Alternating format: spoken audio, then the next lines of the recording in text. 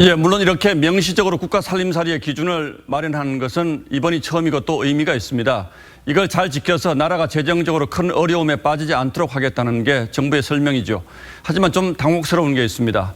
최근 조금 넘긴 했습니다만 지금까지는 가급적 국가 채무 비율 40%를 넘지 않도록 애를 써왔기 때문입니다. 그런데 갑자기 20%나 더 늘려잡은 이유는 뭔지, 또 그렇게 해도 문제는 없는 것인지 송병철 기자가 이어서 따져보겠습니다. 지난 2017년 문재인 정부의 첫 예산안. 당시 김동연 경제부총리는 국가 채무 비율을 40% 선에서 유지한다고 강조했습니다.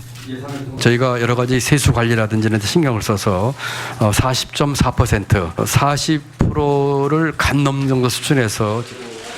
이보다 2년 전 문재인 당시 새정치민주연합 대표는 채무 비율이 40%에 육박하자 재정 건전성을 우려했습니다.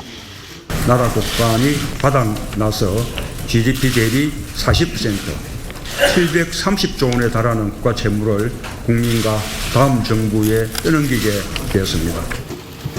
지금까지 국가 채무 비율 40%는 사실상 재정의 마지노선이었고 실제로도 지난해까지는 채무 비율이 40%를 넘은 적은 없었습니다. 하지만 올해 4차에 걸친 코로나 추경으로 내년엔 채무 비율이 47.1%에 달하고 2024년엔 58.6%, 통합재정수지는 마이너스 3.9%로 정부는 전망하고 있습니다.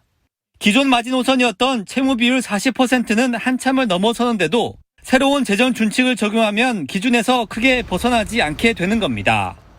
현재 국가부채의 증가 속도를 관리하고 통합재정수지뿐만 아니라 관리재정수지 역시 함께 관리하는 방안이 필요하다고 할 수 있고요.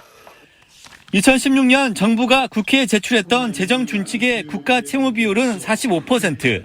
이번 준칙은 구속력보다는 나라비 전망에 짜맞춘 면피용 재정 준칙이라는 반응이 나옵니다. TV조선 송병철입니다.